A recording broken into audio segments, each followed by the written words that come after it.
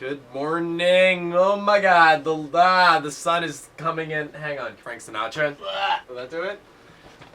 How's that better? Yes. Good morning, Sam. It is Monday, January 31st, 2021. Yes, I am back at home because I got COVID. Sam, I hope that you're feeling better. My COVID experience was really quick. I was symptomatic from Wednesday through Friday, and then by Saturday morning, I was clear, and I've been clear since. I'm trying to stay healthy and active, eating lots of vegetables, drinking lots of water. All things considered, I feel pretty good. I haven't seen anyone in 5 days.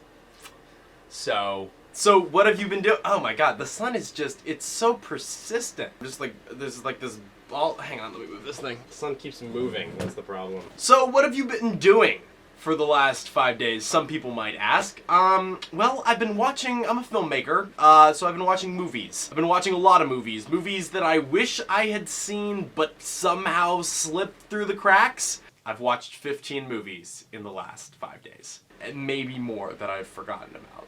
Alright, we start the list with The Sword and the Stone from 1963, that animated Disney film about King Arthur. You know, it's not the strongest Disney film in terms of the story, but the visuals and characters are absolutely hilarious. Highly recommend, especially for the music and the scene where they turn into fish and get chased by a bigger fish. Gone Girl, which I had never seen, and if you haven't seen it, you should watch it. It's really good. Sort of David Fincher at his most Is it David Fincher? David Fincher? Is that his name?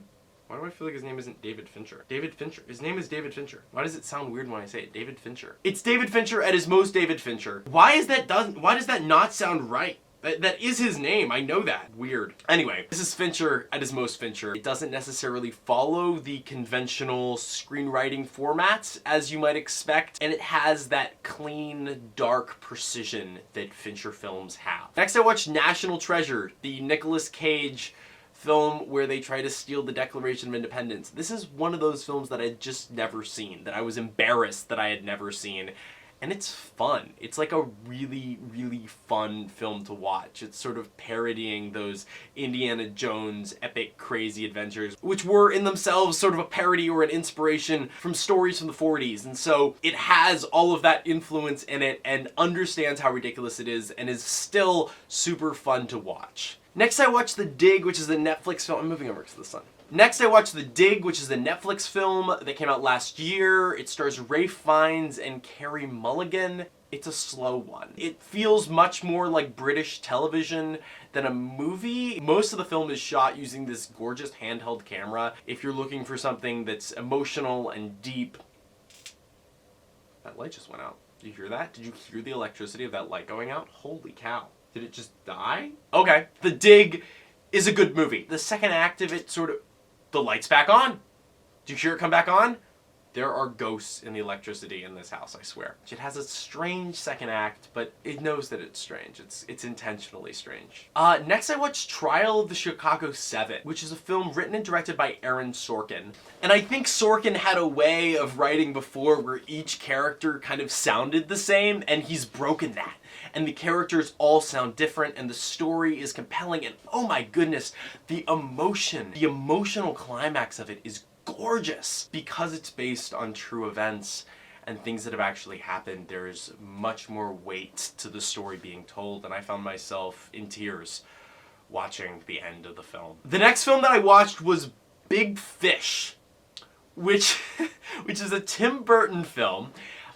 Starring Ewan McGregor. It's a weird, beautiful, strange movie about the stories that we tell people and whether those stories are true or not. This will not be a film for everyone, but if you like the surreal and you like the weird, this sort of larger-than-life storytelling and film, you'll enjoy this film a lot. The next film that I watched was A Bug's Life. I have to admit, I only made it through the first hour. It really wasn't one of Pixar's finest. It wasn't a Wall-E or an Up. It was fine, but the target audience was probably a quarter of my age, and I found that it just wasn't quite for me. Next I watched 21 Jump Street. Holy cow. Jonah Hill and Channing Tatum playing undercover cops in high school.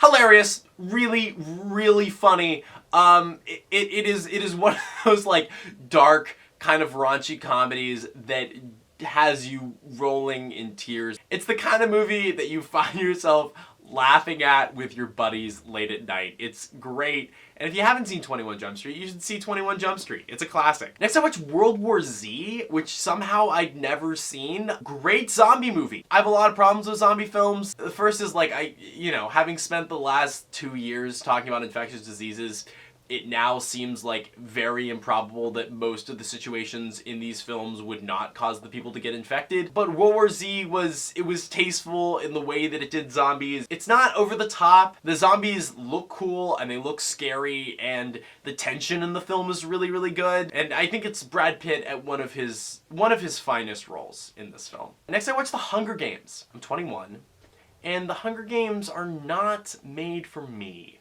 They are definitely targeting teenage girls. I thought the characters were just really whiny. I liked Woody Harrelson's character. I thought he was funny and interesting. But the other characters were all sort of bland and moody. And I wasn't the biggest fan. But maybe it's just, they're just not movies that were designed for me. 500 Days of Summer, a film with Zooey Deschanel and Joseph Gordon-Levitt from 2009. It professes in the first minute that it is not a love story, and it is one of the most gorgeous, heart-wrenching, beautiful films that I've seen in a very long time. It made me rethink the rom-com that I'm writing right now for my cinema class, and really and truly was just an excellent work of cinema. It's one of those super low-budget films that is about people and feels like it's about people, and that's what makes it so compelling. I like 500 Days of Summer a lot, and I highly recommend it, if for nothing else than simply the score. The score is awesome. Next, I watched Date Night, starring Steve Carell and Tina Fey. That one's wacky. It falls in a similar camp to 21 Jump Street. I think 21 Jump Street is a more effective comedy, but it's a similar one where it's just things are over the top and crazy, and there's car chases and wild things are happening all of the time, and there's absolutely no way that they're gonna get out of the situation that they're in. It's fun and enjoyable, and Steve Carell and Tina Fey just play off each other so well. Next I watched Logan Lucky, which is a Steven Soderbergh film from a couple of years ago that somehow I missed. It stars Channing Tatum, Adam Driver, and Daniel Craig, who, by the way, I've learned now with Knives Out, Daniel Craig can eloquently play. He can play British Suave and American South both impeccably. I don't know of any other actors that those are their two strengths. It's somehow both way over the top and deeply grounded at the same time. Like, everything feels plausible and crazy. Steven Soderbergh is the guy behind the Ocean's 11, 12, and 13 films. Imagine putting an Ocean's movie in West Virginia. That's what Logan Lucky is. Next I watched Silence, the Scorsese religious epic from about 5 years ago, starring Andrew Garfield and Adam Driver. It's a good movie. It's long and painful to watch, and like deeply, heart-wrenchingly painful. I do think it suffers from this sort of like Scorsese phenomenon where he ends the film and then has an additional 25 or 30 minutes of movie after that. But the locations are gorgeous, the acting is incredible, and it's a historical film. It takes place in the 1600s. You can empathize with the characters in the film, and the persecution that the characters are facing in the film feels real and intense and palpable. It's not clean. It's dirty, and it's painful, and it's hard, like deeply hard to watch, but a good movie. Finally, I watched last night Girl with the Dragon Tattoo for the first time, the second David Fincher film, also one that has girl in the name of it. I don't know how to categorize this film. It sort of belongs in the same camp of Gone Girl, of a film that doesn't quite follow the formula. It doesn't quite explain everything. It gives you the pieces that you need to know in order to follow the story. This film is brutal.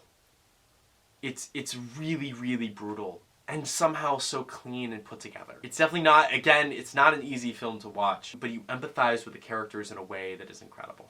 Sam, that is my list of 15 films I have watched in the last 5 days. It's a lot of movies, but they were all pretty good, so no regrets here. Sam, I'll see you on Thursday.